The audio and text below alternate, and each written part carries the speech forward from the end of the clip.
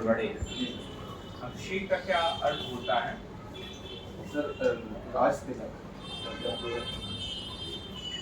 राज तिलक ही होता है। सर मुझे इतनी जानकारी है। ठीक है।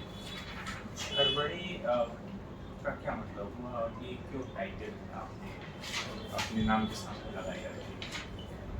सर क्योंकि दादाजी से झरबड़े सरनेम आया है, उसके पहले हमारा सरनेम झोड़। दादाजी ने वो सरनेम को चेंज करके झरबड़े दिए, उसके बाद से पिताजी ने भी झरबड़े लगाया। आप अनुसूचित जाति से संबंध है आपका। कल डॉक्टर अम्बेडकर का जन्मदिन भी था।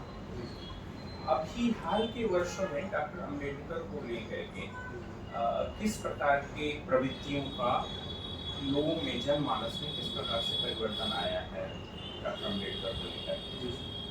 सर यदि कोई व्यक्ति काफ़ी समय पहले गुजर चुका है, उसके बारे में कुछ सालों बाद मनगढ़ंत चीज़ें बोली जाती हैं और वो एक खबर 2-3-4 गुना होके लोगों में फैलाई जाती है। तो आज की तारीख में बहुत पॉजिटिव न्यूज़ भी है उनके लिए और बहुत नेगेटिव भी है। नेगेटिव इस सेंस में है कि उन्होंने जो SC और ST और OBC कैटेगरी के जो भी उन्होंने किया था उसमें, तो इससे कोई एक ग्रुप, शायद मुझे ऐसा लगता है कि ग्रुप खुश नहीं है, तो वो उनके कुछ एक पॉइंट्स को लेकर काफ़ी एम्प्लीफाई करके। कौन सा ग्रुप खुश नहीं है? सर ऐसे मतलब जिन्हें रिजर्वेशन का लाभ नहीं मिल पाया, वे मुझे रिजर्वेशन का तो लाभ आजकल हर वर्ग को, ऐसा कौन सा वर्ग है जिसको रिजर्वेशन का लाभ नहीं मिल पाया?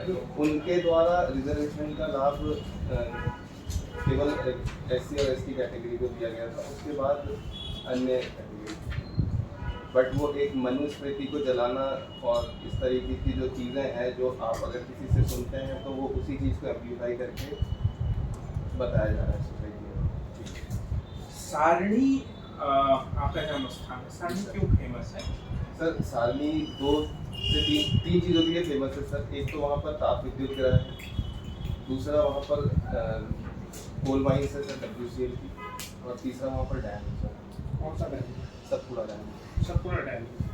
मतलब घोड़ा डोंगरी को फेमस है, बड़ा एक प्रसिद्ध नाम सुनते हैं लोग, घोड़ा डोंगरी अपने मध्य प्रदेश की इतिहास। जी सर।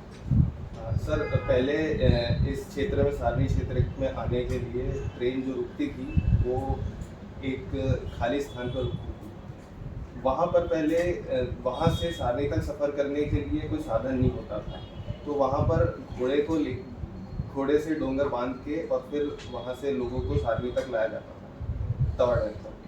तो इस वजह से उस क्षेत्र का नाम घोड़ा डोंगरी पड़ गया। और ये प्रसिद्ध क्यों है? ये प्रसिद्ध सर इसलिए है क्योंकि वहाँ पर से ट्राइबल जो था वहाँ से स्टार्ट हुआ था, ट्राइबल रिवॉल्ट जो वहाँ से स्टार्ट हुआ। तो कौन कब हुआ था? सर ये 1830 में हुआ था। 1830 सॉरी। ट्राइबल लीडर कौन थे जिन्होंने घोड़ा डोंगरी रिवॉल्ट लीड किया था? गुंजन सिंह कोल। गुंजन सिंह। कब हुआ था? वहाँ कोई किसी तरह का कोई तीर्थ स्थान भी आपके क्षेत्र में? मुल्ताई और घोड़ा डोंगरी और ये सर जैसे मुक्तागिरी है सर, जैन धर्म का है, मुक्तागिरी है सर बैतूल में, रुक्मणी बालाजी का मंदिर है बैतूल में, और काफ़ी और है मंदिर है सर। आप ये लॉन टेनिस आपने लिखा है? जी सर। तो लॉन तो कहीं दिखता नहीं मुझे, कहीं किसी भी चीज़ में। अब ये लॉन टेनिस सर मैं कॉलेज में था, जब मैं कॉलेज में गया था तो मुझे स्पोर्ट्स में काफ़ी रुचि थी। किस कॉलेज में?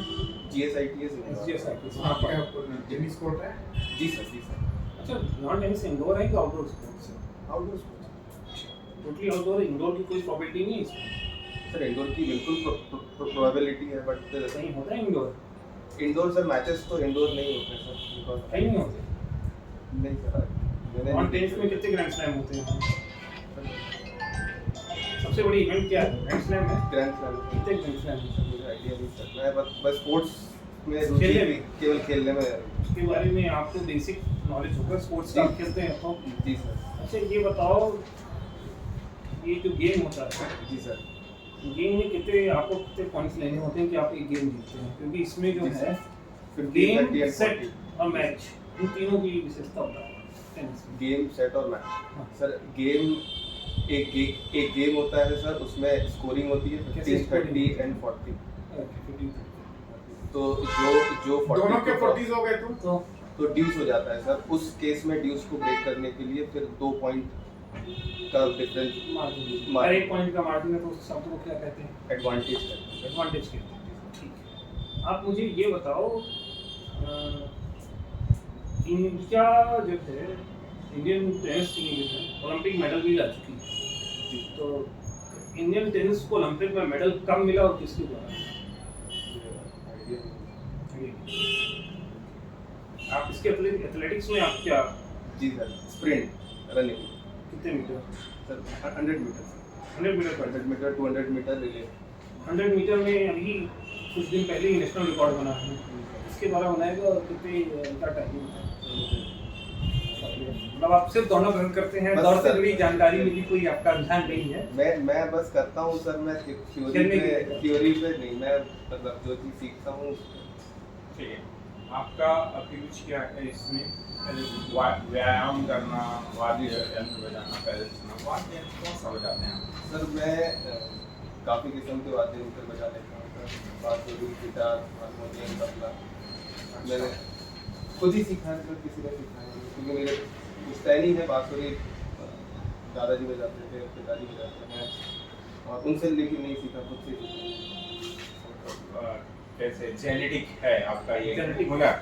हाँ सर, क्यूरियोसिटी भी कह सकते हैं कि हर चीज़ सीखने की कुछ क्यूरियोसिटी है, तो मैं हमेशा सर कुछ ना कुछ सीखते रहता हूँ। ठीक क्या फॉरेस्ट में क्यों आना चाहते हैं? जबकि आपको 7-8 साल इंजीनियरिंग जितने अच्छे कॉलेज से आपकी आपके रुचि भी ऐसी है कि एथलेटिक्स खेलते हैं, आप टेनिस खेलते हैं, वहाँ आप इतने घनघोर जंगल में रहेंगे ना, आसपास इंसान है, जी। आपको टेनिस खाने तो की- बहुत बड़ी बात है। टेनिस तो बहुत बड़ी बात है, तो ना तो आप टेनिस खेलने के आपको मौके मिलेंगे ना एथलेटिक्स के, ठीक है। फिर उसके बाद आप इतने सारे नवादी यंत्र अकेले बजाओगे वन्य प्राणियों के बीच, या 2-4 स्टाफ होगा। हाँ, पैदल चलना, व्यायाम करना तो आप कर पाओगे। जी सर। तो आप इतने डिसएडवांटेज के बाद आप जो है फॉरेस्ट में क्यों ज्वाइन करना चाह रहे हो? तो आपके तो प्रतिकूल हुआ ये नौकरी, तो हॉबीज जो भी हैं आपकी, सबके तो प्रतिकूल हुआ। 24 घंटे फॉरेस्ट में नहीं रहूँ सर, वैसे भी मैं बचपन आपकी से। नौकरी ऐसी जगह में होगी, पेट्रोलिंग कैंप्स में या वाइल्ड जी लाइफ सर। में होगी कि जी आपको सर। 24 घंटे क्या ये आप पूरे कितना महीने माने महीने और जाएंगे? साल के साल जंगल में बिताना होगा, ना आपके पास मोबाइल नेटवर्क होगा, जी सर। ना खाने के रिसोर्सेस होंगे, जी सर। आपकी पोस्टिंग ऐसी जगह में होनी है। जी सर। आप 24 आवर्स रात पट्टी तत्कारी एसीएफ जी हो सर। रहे हैं, फॉरेस्ट के अंदर हैं आप, जी सर। 24 आवर्स जी सर। ड्यूटी पर। फिर क्या जरूरी नहीं है सर, जरूरी है, पोस्टिंग ऐसी होती है, अगर नहीं हो सर, गई तो मुझे बजाना, वाद्य यंत्र बजाना जरूरी नहीं है, महीनों भर मैं रह सकता हूँ, मुझे कोई दिक्कत नहीं है। और बाकी चीजें बाकी चीजें मुझे कोई दिक्कत नहीं है सर। ना, तो जो आप काम हॉबी, करने- आपको जो चीजें पसंद है, जी सर। अगर हमें जैसे कोई चीज पसंद है हम नहीं कर पाए तो बड़ा कष्ट होता है। अकेले भी कर सकते सर हो, मेरी बहुत सारी हॉबियां हैं, मुझे कुछ ना कुछ मिल जाएगा, अगर इंटरेस्ट है तो मुझे कुछ ना कुछ मिल जाएगा। उन सभी हॉबीज में से कौन सी हॉबीज को आप प्राथमिकता देते हैं? व्यायाम करना, मैं सुबह उठ के व्यायाम करना। व्यायाम में किस तरह का करते हैं? जिम करते हैं या नेचुरल? सर मैं जिम भी करता हूँ और नेचुरल भी करता हूँ नेचुरल में क्या करते हैं? सर। पुलअप करता हूँ, पुशअप करता हूँ, चिनअप करता हूँ, प्लांच करता हूँ सर, उसके बाद हैंडस्टैंड करता हूँ, हैंडस्टैंड पुशअप करता हूँ। और मैं सर बचपन से ही मैं फॉरेस्ट में ही रहा हूँ, इर्द-गिर्द ही फॉरेस्ट रहा में हूँ। कहाँ पे आप रहे हैं? मैं सारणी में ही रहा हूँ, वो उस समय रूरल एरिया था बंदूरा। तो स्वानी में किस तरह का फॉरेस्ट है? सब पूरा जंगल है सर, सब पूरा टाइगर नहीं, फॉरेस्ट का टाइप क्या है? Dry deciduous forest. Dry deciduous में किस ट्री की अधिकता है? सर सदर्न साइड में जाएंगे तो सर टीक वुड बहुत ज़्यादा है वहाँ पर। टी वुड है। और भी है सर, स्कैटर ट्री है, महुआ ट्री है वहाँ पर, स्कैटर छोटे छोटे उसमें। मैं महुआ बिनने भी गया हूँ काफ़ी बार। ओके, आपने महुआ बिना भी है। सर मेरे फादर मेडिकल ऑफिसर हैं वहाँ पर, पीएचसी हमदाना मेडिकल सेंटर Great. थे, रिटायर हो गए सर, तो मैं उनके साथ काफ़ी जगह घुमा हूँ। अच्छा, महुआ बिनने जाते हो तो महुआ बिनने में क्या करते हो आप? तो बस उठाते हैं, भरते हैं, और मैं मतलब मेरे घर में काम करते थे जो लोग पिताजी के साथ, और हॉस्पिटल में थे, तो वो मुझे कई बार ले जाते थे साथ में। तो महुआ बिनने के दौरान, सफाई के दौरान उस पे आग लगा के साफ किया जाता है? जी सर। उस पे आग लगाई जाती है। जी सर। तो आपको पता है कि आग लगाना एक बड़ा कानूनन अपराध है? जी सर, जी सर। पता है? आपने कभी आग लगाई? सर उस समय मैं छोटा था तो मुझे इस चीज़ का ज्ञान नहीं था कि ये अपराध है कि नहीं है। उस समय मैं समझ नहीं पाया अब था। आपको ज्ञान है? अब लगता है कि नहीं अपराध है। तो क्या उससे क्या नुकसान होता है? सर कंट्रोल्ड फायर है तो ठीक है, बट अनकंट्रोल्ड से तो एक कंट्रोल्ड फायर से क्या फायदे हैं? सर अगर किसी चीज़ को करने के लिए अगर आप कंट्रोल फायरिंग कर रहे हैं तो क्या चीज़ करने के लिए? तो कोई भी आउटपुट अच्छा क्या आउटपुट? कि आपको पत्तियां हट जाएंगी तो महुए के बीज बीनना इजी आप हो ये जाएगा। बताओ, आप महुए के बीज कर रहे हो, उस जमीन के अंदर कितने सारे जो है हमारे जो है इंसेक्ट्स और दुर्लभ प्रजातियों का रहवास होता है। जी सर। ठीक है, दुर्लभ प्रजाति का अर्थ सिर्फ ये नहीं होता कि आपने टाइगर देखा, लेपर्ड जी, देखा, पक्षी देखे। इंसेक्ट्स भी दुर्लभ होते हैं, प्लांट्स भी दुर्लभ होते हैं। आपने महुए के आसपास बहुत से दुर्लभ वनस्पति का भी जन्म होता है, आपने उनको जला के नष्ट कर दिया। तो किस हद तक कंट्रोल तरीके से किया आपने, तो क्या ये किस हद तक सही हुआ? सर पहली बात तो है कि सर मैं फायर को नेगेटिव नहीं लेता जंगल के जलने को, क्योंकि सर ये नेचुरल प्रोसेस है। अमेज़न में भी फायर है, मैं काफी अमेज़न के फायर और इंडियन फायर में क्या डिफरेंस है? सर वहाँ नेचुरल होता है सर। तो इंडिया में इंडियन फायर नेचुरल है? इंडिया में भी सर फॉरेस्ट में फायर इंडिया में फायर नेचुरल नहीं है, मैन मेड है। आपके यहाँ बैतूल में नेचुरल है कि मैन मेड फॉरेस्ट फायर है? सर फायर तो बहुत दूर दूर तक दिखती है। हाँ, नेचुरल है या मैन मेड है? सर नेचुरल होती है सर। नेचुरल फायर का कैसे आप आइडेंटिफाई करोगे नेचुरल है मैन मेड है? और नेचुरल फायर किस तरह होती है नेचुरल फायर? सर मैं ऐसे आइडेंटिफाई करता हूँ सर कि जो हायर साइड है माउंटेन का, जो मेरे घर से दिखता है, वहाँ पर यदि फायर लगती है तो आई प्रिज्यूम कि वो नेचुरल होगी। उसके ऊपर जाके कोई लगाएगा नहीं उसके ऊपर जाके नहीं, लेकिन अगर कोई नीचे लगाएगा जी और सर। ऊपर का वो है, जी ऊपर की सर। तरफ भी चढ़ती जाती है आग। तो आप ये कैसे कह रहे हो कि नीचे से किसी ने आग ना लगाई हो और ऊपर ऊपर भी पहुंची हो? तो सर मेरे समझ फिर आप किस तरह से आप प्रिजम्पशन लेंगे कि नेचुरल है? हाँ सर। अगर क्योंकि देखो कई बार क्या होता है, महुआ बिनने जाते हो, नीचे है, अब जी सर। नीचे आग लगाई, चढ़ती जाती है आग पूरी ऊपर तक, तो सर वो तो फिर मान लो उस वाली आग गई, तो उसको आप कैसे कह दोगे कि नेचुरल फायर है? जी सर, सॉरी सर, वो तो फिर गलत है, वो तो अपराध है। आप कंट्रोल फायर करते हो, एक कंट्रोल फायर में कितने आपके जैसे जीव जंतुओं का जी सर होता है सर। वो तो सर सर मुझे ऐसा लगता है कि वो रीजनरेशन तो खुद ही होता है सर उनसे, बट रीजनरेशन देखिए, जो नेचुरल प्रोसेस डिफरेंट है। जी सर। नेचुरल प्रोसेस के थ्रू फॉरेस्ट में फायर होता है, वो अलग चीज है। जी सर।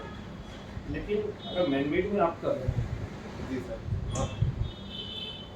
डिफरेंट। ठीक है। अभी आज का पेपर आपने पढ़ा है? न्यूज़पेपर सर मैं काफ़ी कम पढ़ता हूँ।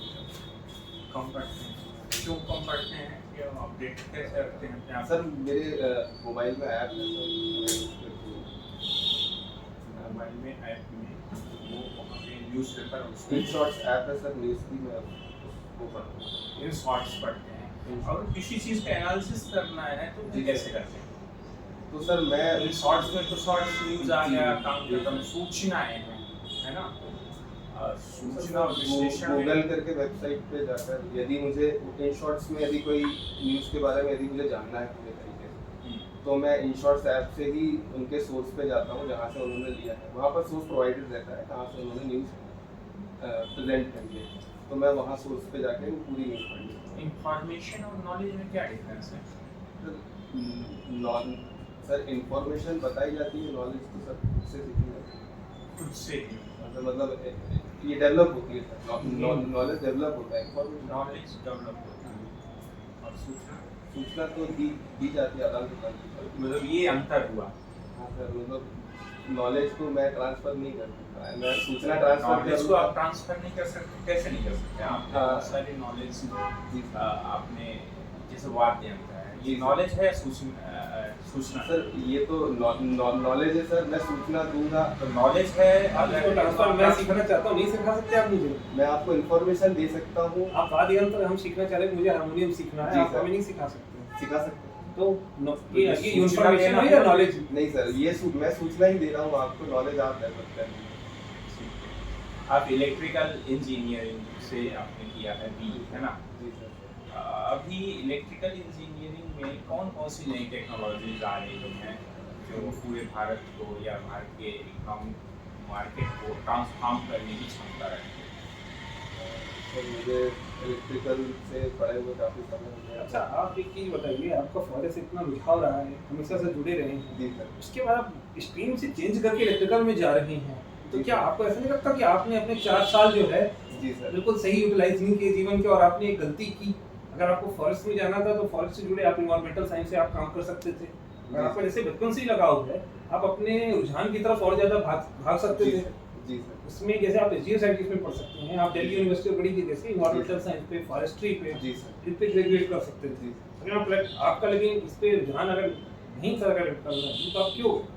सर पहली बात तो सर फॉरेस्ट में दिलचस्पी मेरी काफ़ी समय बाद आई। ओके मैं जानता था, अंदर से था, बट वो निकल के बाहर नहीं आई। ओके और मैं मेरा ऐसा था सर, मैं हरियाली या जंगल या इस तरीके की नेचुरल चीज़ें देखकर मैं खुश होता था, बट मैं कभी उसको समझ नहीं पाया था कि क्या यही है मेरी लाइफ में, क्या यही चाहिए।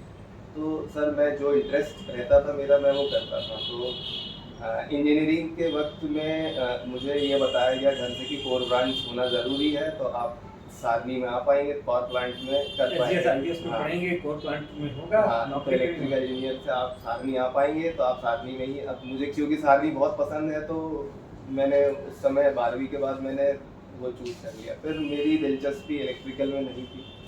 अच्छा, सिविल में आपको मिल रहा है, सपोज करो सिविल में आप तहसीलदार बन रहे हैं, एसडीएम बन रहे हैं, और आप फॉरेस्ट मैनेजिंग अफसर और एसडीओ बन रहे हैं, तो आप सिविल की तरफ जाएंगे या फॉरेस्ट की तरफ? फॉरेस्ट की तरफ सर। क्यों? सिविल में क्या आपको क्या बुराई लग रही है? मतलब फॉरेस्ट में आप बार बार के लिए आना चाह रहे हैं, लगाओ भी, या एसडीएम को आपने देखा नहीं है, एसडीएम कितना पावरफुल होता है, उसके पास होती चीज़ें होती हैं। फॉरेस्ट में शायद आपको पब्लिक इतनी ज़्यादा पब्लिक अथॉरिटी नहीं मिल पाएगी। फिर सर मुझे पावर से मतलब नहीं है सर, मैं पावर के लिए नहीं जॉब में आना चाह रहा हूँ।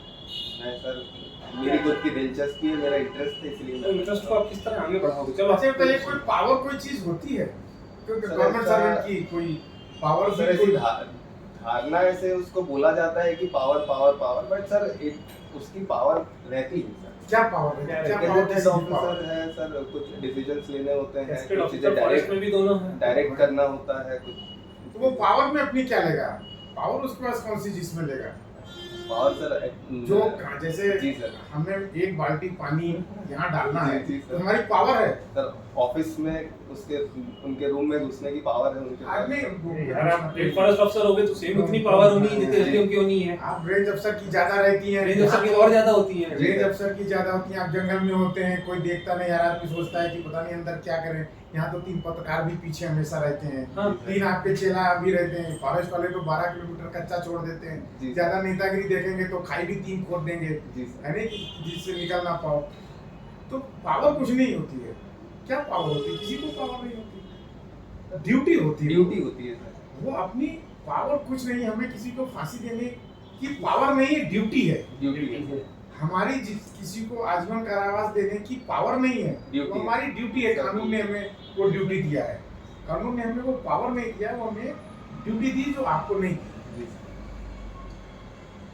तो अगर आपका वन में ऐसी अभिरुचि सिलेक्शन ना भी हो तो क्या फर्क पड़ता है? आप तो काम करोगे ही। बिल्कुल सही बात है। मैं तो काम सर, मैं फिर से तैयारी करूंगा, मैं फिर से जाऊंगा। नहीं, अगर आपका सिलेक्शन ना हो या ना हो, आपको बहुत ज्यादा उससे हाँ, सर। पावर से भी कोई लगाव नहीं है, जी। है ना, किसी जी, सर। चैलेंजेस से भी कोई लगाव नहीं जी, है, है ना, तो फिर सिलेक्शन आप करें क्यों? हम बहुत सारे लोग हैं जो बिल्कुल डेस्परेट हैं और वो कर रहे हैं, उनमें और भी ज्यादा सर, क्वालिटीज हैं, desperate- तो उनको हम सेलेक्ट करेंगे, आपको क्यों करें? सर क्योंकि मेरा इंटरेस्ट है सर, और मैं कर सकता हूँ सर। और इंटरेस्ट तो सबका होता आप है, लोगों ना को- कि होता हो तो क्या जी फर्क पड़ता है, जी सर। पर सिलेक्शन हम आपका क्यों करें?